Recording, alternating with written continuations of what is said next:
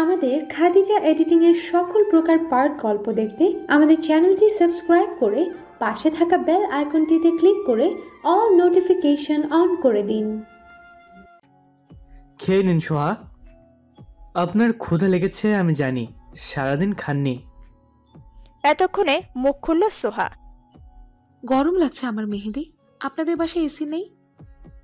মেহেদি যেন লজ্জা পেল, তাড়াতাড়ি উঠে আগে ফ্যানের পাওয়ার বাড়ালো, অতঃপর সোহাকে দেখে নিয়ে বলল, আগে ফ্রেশ হলে ভালো লাগতো আপনার। আপনাদের ওয়াশরুম তো দেখছি না। মেহেদি সংকোচ বোধ করলো, বলল, আসলে ওয়াশরুম দুটো, মা বাবা বৃদ্ধ মানুষ, তাদের রুমে একটা আর একটা কমন ওয়াশরুম, ওটাই আমি ব্যবহার করি। সোহা যেন আকাশ থেকে ছিটকে পৃথিবীর বুকে পড়ল। কমন ওয়াশরুম, সেটা কিনা তার ব্যবহার করতে হবে? রাগে মুখটা যেন লাল হয়ে এলো ওর, ফুঁসতে ফুঁসতে বলল, বউ যদি ঠিকঠাক পালতেই না পারেন তাহলে বিয়ে কেন করলেন? মেহেদি অবাক চোখে তাকালো। এত সুন্দর মেয়ে, অথচ কণ্ঠটা কতটা তীক্ষ্ণ। মেহেদি বেশ স্বাভাবিক গলায় বলল, ভাই তো জানতেন সোহা, আপনি এভাবে কেন কথা বলছেন? সোহা দমে গেল। সামনের জনের দোষ নেই কোনো, তা তার জানা। মানুষটার দিকে তাকিয়ে বেশি উচ্চবাক্য করা সম্ভব হচ্ছে না তার। কোনো মতে সোহা বলল, ড্রেস চেঞ্জ করব। Yeah sure. বলে মেহেদি উঠে দাঁড়ালো, নিজেই সোহার এক সেট ড্রেস বের করে দিল। সোহার দিকে তাকিয়ে বলল, চলুন আমি দেখিয়ে দিচ্ছি। মেহেদির পিছু পিছু পা বাড়ালো সোহা। অনাকাঙ্ক্ষিত এক জীবনে জড়িয়ে গেল ও মেহেদির সাথে। ছোটখাটো এক ওয়াশরুম, হাই কমোডও নেই। অসহায় সোহা কোনো মতে শরীরে পানি ঢেলে গোসল সারল, চোখ দিয়ে পানি গড়ালো তার। এর কারণ অবশ্য তার জানা নেই। কুর্তি সেটটা পরে বের হতেই দেখলো দরজায় মেহেদি দাঁড়িয়ে। অবাক হলো সোহা, এভাবে দাঁড়িয়ে থাকার দরকার ছিল না। সোহাকে রুমে খেতে দিয়ে বাইরে দিয়ে দরজা আটকে মেহেদি বেরোলো। ফিরে এলো আধ ঘন্টা পর, হাতে এক বালতি, ট্রাউজারটা হাঁটু পর্যন্ত গুটানো, টি শার্ট ভিজেছে কিছুটা। সোহাকে অবাক করে দিয়ে বারান্দায় সোহার কাপড়গুলো মেলে দিল মেহেদি। সোহা হা করে তাকিয়ে রইল। কাপড় তো সারা জীবন এভাবেই ফেলে আসে, বুয়া আছে তারা ধুয়ে দেয়। তবে আজ কি হলো? মেহেদির কি বুয়া নেই? মেহেদি কেন সব ধুয়ে দিল? শত হলেও সোহা একজন মেয়ে, তার লজ্জা লাগলো। জানলে হয়তো নিজেই ধুয়ে দিত, তবুও অন্তত বাসর রাতে স্বামীকে দিয়ে এসব করাতো না। অহংকারী সোহা হঠাৎই যেন নরম হলো। মেহেদি হাসি মুখে এগিয়ে এলো। ওয়ার্ড্রপ থেকে একটি টি শার্ট বের করে পরনেরটা খুলে ওটা পরে নিল। ড্যাব ড্যাব করে ওর দিকে তাকিয়ে রইল সোহা। কি যেন হলো ওর। নিজেই খাটে রাখা সাদা ভেজা টি শার্টটা বারান্দায় মেলে দিয়ে এলো। আশ্চর্য হয়ে তাকিয়ে রইল মেহেদি। এত বড়লোক বাড়ির মেয়ে তার টি শার্ট মেলে দিয়ে এলো। সোহা ফিরতেই মেহেদি নরম স্বরে বলল, বসো। সোহা পা তুলে বিছানায় বসতেই মেহেদি ওর সম্মুখে বসলো। বেশ সরল গলায় বলল, আমি খুব ছোট এবং স্বাভাবিক একজন মানুষ সোহা, জানোই তো, শিক্ষকতা করি। স্যালারি হাই না আবার লো না। মা বাবা আর আমি, এই তো সংসার। তাদের খরচপাতি আর বাকিটা সংসারে দিয়ে সুন্দর করে চলে যায় আমার। আমরা এক কথায় নিম্ন মধ্যবিত্ত অথবা উচ্চ মধ্যবিত্ত। মাঝে মধ্যে সংসারে টান পড়ে যখন বাড়তি খরচটা বেশি হয়। এই যে দেখো, মাসের শেষ দিকে বিয়ে করলাম, বিরাট এক খরচ গেল। কিছু না করতেও এই পর্যন্ত লাখ টাকার কাছাকাছি ভাঙা হলো। সোহা অবাক, কি চাপা মারছে? লাখ টাকা কোথায় খরচ করলো? সোহাকে অবাক করে দিয়ে মেহেদি 50,000 টাকা ওর হাতে দিয়ে বলল, তোমার মোহরণে এটা শোধ করে দিলাম।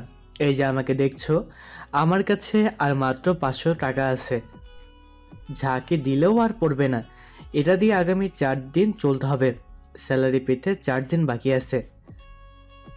সোহা অবাক হলো। মেহেদির দিকে তাকিয়ে হঠাৎই বলে উঠল, টাকাটা লাগবে না।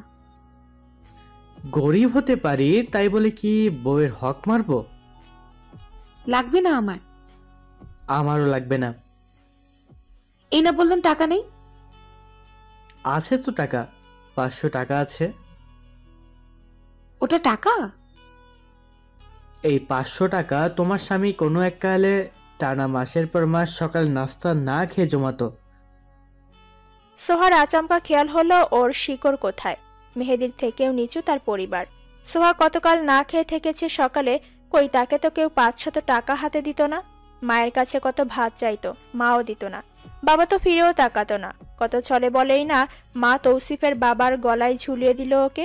অল্প পানির মাছের মতো সোহাও বেশি পানিতে এসে লাফাতে লাগলো, তৌসিফের সম্পত্তি ভোগ করতে লাগলো। আচমকাই সোহার হাতে স্পর্শ হওয়াতে ওর ধ্যান ভাঙলো। মেহেদি তাকিয়ে ওর পানে। সোহা তাকালো ওর চোখের দিকে। চোখের যে ব্যাখ্যা করার ক্ষমতা তা বোধহয় মুখের নেই। মেহেদির চোখ দুটো জল করছে। সর্বদা লোভে মরে থাকা সোহা আজ যেন নিজের খোলস ত্যাগ করলো। হঠাৎই ওর মন চাইল শুধুমাত্র কারো বউ হতে।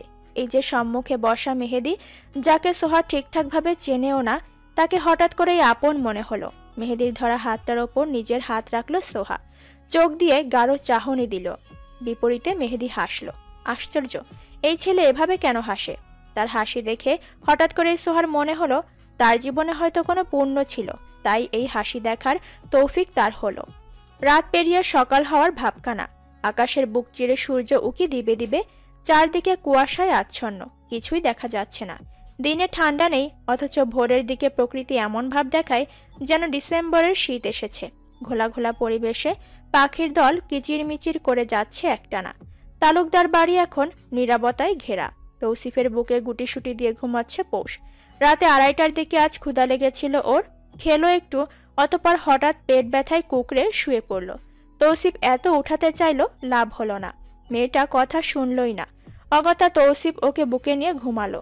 মান্থলি ডেটও তো না, তাহলে কেন পেট ব্যথা হলো তৌসিফ বুঝল না। ডক্টর দেখাতে হবে এটা ভেবেই চোখ বুজেছিল। সূর্যটা যখন উদয় হলো তখন সকাল 8:22। আজ একটু দেরি করেই উঠেছে সে। আলসেমি ঝাড়তে ঝাড়তে দুপুর হতেই খা রোদ উঠে যাবে, এটাই হচ্ছে এখন। তৌসিফের ঘুম হালকা হলো। চোখ খুলে আগে বুকে থাকা বউকে চুমু দিল। সে এখনো ঘুমে কাদা। ওকে বিছানায় রেখেই নিজে উঠে গেল। ফ্রেশ হয়ে একেবারে জিম স্যুট পরে আরেকবার পৌষকে দেখে নিল। কাঁথার নিচে পৌষের পেটে হাত দিয়ে একটু হাত বুলিয়ে কপালে চুমু দিয়ে এসিটা অফ করে ফ্যান ছেড়ে রাখলো শুধু। ঠান্ডায় একদম গুটিয়ে আছে। নিজের প্রোটিন শেক নিয়ে দরজা আটকে তৌসিফ বেরিয়ে গেল। তৌসিফ বাড়ি ফিরল ঠিক 2 ঘন্টা পর। ভেবেছিল বউকে ঘুমান্তই পাবে, কিন্তু তা হয়নি। পৌষ রান্নাঘরে নাস্তা বানাচ্ছে। একপাশে মিনু দাঁড়িয়ে, তার মনটা খারাপ দেখে বোঝা যাচ্ছে। তৌসিফ সোজা রুমে ঢুকে গোসল সেরে আসলো।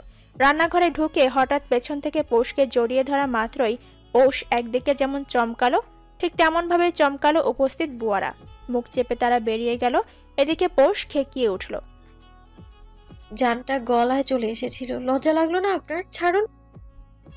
তৌসিফ নিজের ভেজা চুলগুলো ঝেড়ে দিল পৌষের মুখে। লহু সুরে বলল, গুড মর্নিং হানি। আপনার হানি রুটি দিয়ে খান আপনি, কেমন লাগে? তারা সবাই হাসছিল।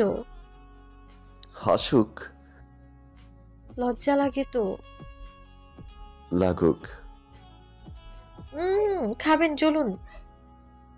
পৌষকে অবাক করে দিয়ে এই প্রথম তৌসিফ হাতে হাতে পৌষকে সাহায্য করলো। টেবিলে খেতে বসে মিনুকে ডাকলো পৌষ, ওদের সাথেই বসালো। মিনু মাথা নিচু করে খেতে খেতেই ডাকলো, মামা। তৌসিফ তাকাতেই মিনু বলল, আমি কি আপনার কাছে যাব না?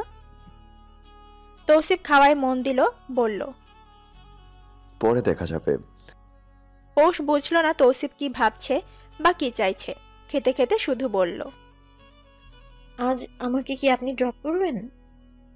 না, আজ কাজ আছে, আর তুমি আজ বাসায় থাকো, তোমায় নিয়ে বেরোবো আমি। বিশাল বড় মলে তৌসিফের সাথে ঘুরঘুর করছে পৌষ। এটা সেটা করতে করতে ভালোই শপিং করা হয়েছে তাদের। অবশেষে পৌষকে নিয়ে গোল্ডের শপে ঢোকে তৌসিফ। পৌষ বড় বড় চোখে এদিক ওদিক দেখছে। তৌসিফ নিজের এক হাতের মুঠোয় শক্ত করে পৌষের হাতটা ধরে আছে। মেয়েটা যেই পরিমাণ ছটফট করে, না জানি কখন হাত ছাড়িয়ে কোথায় চলে যায়। গোল্ডের শপে ঢোকা মাত্রই ম্যানেজার নিজে বেরিয়ে এলো।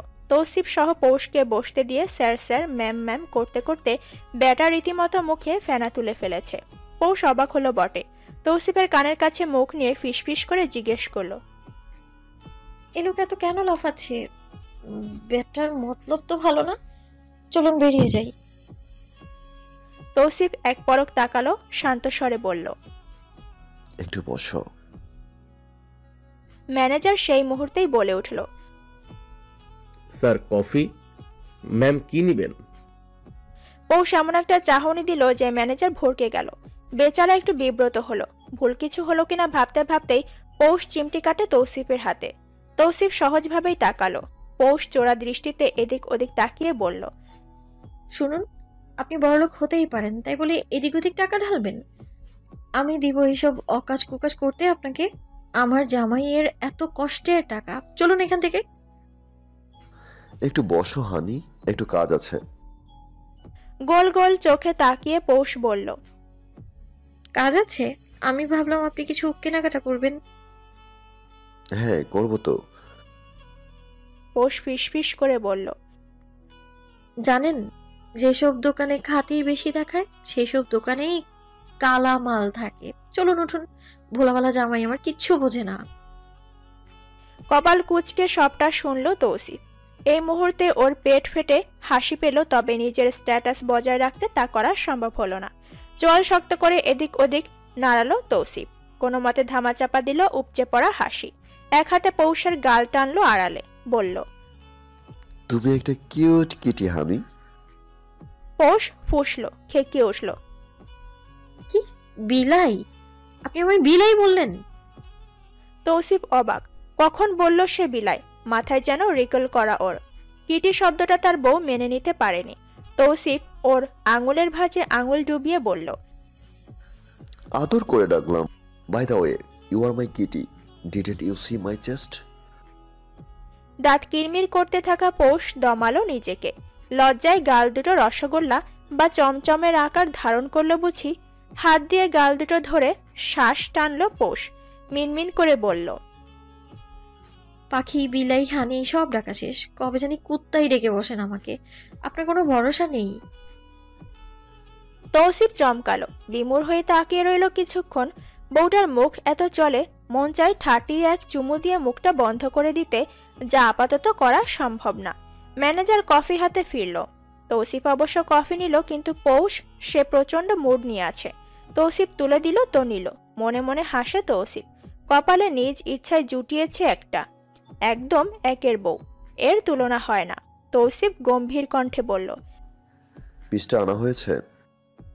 ম্যানেজার বেয়াক্কালের মতো হাসলেন, জানালেন, জি স্যার, এখন শো করব। ইয়া। মুহূর্তেই অতি সুন্দর একটা গোল্ডের অ্যাঙ্কেল পিস ওদের চোখের সামনে দেখানো হলো। পৌষ হা হয়ে গেল। এত সুন্দর পায়েলও কখনো দেখেনি। চোখ দুটি যেন সোনালি আলোর ঝলকানিতে ভরে যাচ্ছে। তৌসিফ হাতে তুলে নিল সেটা। সোজা হাঁটু গেড়ে বসে পড়ালো পৌষের পায়ে। থমকে থাকা পৌষ অবশ্য বুঝে উঠতে পারল না। যখনই বুঝলো ততক্ষণে পেমেন্ট দিল তৌসিফ। মুখটা হা হয়ে এলো পৌষের। যখন শুনল লাখ টাকার উপরে স্বর্ণ তার পায়ে, ঠায় বসে রইল পৌষ। মান ইজ্জতের কথা ভাবছে বলেই চুপ আছে, না হলে এতক্ষণে তৌসিফকে কোলে তুলে পালাতো এখান থেকে। এত লাখ টাকা দিয়ে নাকি পায়ের পায়েল কেনে মানুষ। পৌষ কত সুন্দর 20 টাকা করে কেনে, ভার্সিটির সামনেই বসে। টানা মাসখানেক রং থাকে, শুধু পানি লাগলেই রংটা উঠে যায়। প্রতি মাসে নিত্য নতুন কালেকশন পরা যায়, কিন্তু এখন কিনা এই লাখ টাকা পায়ে নিয়ে ঘুরবে। পৌষ পারলে এটা গলায় পরবে, সবাইকে বলবে নতুন গলার সেট। হ্যাঁ, এটাই করবে পৌষ। ভাবতে ভাবতে ঢকঢক করে কফি গিলে নিল। এতেও তার আত্মা শান্তি পেল না। এত টাকার জিনিস কিনলে খরচ তো করাবেই। পৌষ তাই তো বলল, কফিটা ভালো ছিল, আর একটু হবে? ম্যানেজার জি জি বলে ছুটলো এদিকে। তৌসিফ হা করে তাকিয়ে আছে। এই মেয়ের মতলব বুঝতে ওর 1 সেকেন্ডও লাগেনি। এতদিনে যদি এই চেনাটাই না চিনল, তাহলে আর কিসের জামাই সে। তবে আরেকটা কথা ভেবে চাপা হাসলো ও। কফি আসতেই এসির ভেতর বসে রয়ে শয়ে খেলো পৌষ। তৌসিফ পাশেই কারোর সাথে কথা সারছে, ফাঁকে ফাঁকে বউয়ের দিকে নজর দিচ্ছে। পৌষ টিস্যু চাইতেই ম্যানেজার বক্সসহ দিল। একাধারে 4-5টা টেনে নিল পৌষ। মুখ হাত মুছে পুনরায় 4-5টা টানল। তৌসিফের মন চাইল একটু গড়াগড়ি দিয়ে হাসতে, যা এখানে কোনোভাবেই সম্ভব না। কথা শেষ হতেই তৌসিফ বলল, কফি আরো খাবে নাকি চলবে? দিব আরো? তুমি খাবে আরো? দিলে খাবো তো। রাতে পরে নিজেও ঘুমাবে না, আর আমাকেও ঘুমাতে দিবে না। চলো, আর টাকাটা উসুল করতে হবে না। এই আপনি কিভাবে বুঝলেন? তৌসিফ বিদায় জানিয়ে হাঁটা দিল। পাশ থেকে তৌসিফ বলল, যে খরচ তুমি উসুল করতে চাইলে সেই দোকান তোমার নিজের বিয়ে করা আপন জামাইয়ের। সমস্যা নেই, যদিও টিস্যু আর কফি দিয়ে তো উসুল হলোই। ফাটা চোখে তাকিয়ে জোরে কিহ করে শব্দ করে উঠল পৌষ। ওর গলাটা এতটাই জোরে ছিল যে আশেপাশে থাকা ৩-৪ জন তাকালো ওর দিকে। তৌসিফ চোখ রাঙাতেই চুপসে গেল পৌষ। মিনমিন করে বলল,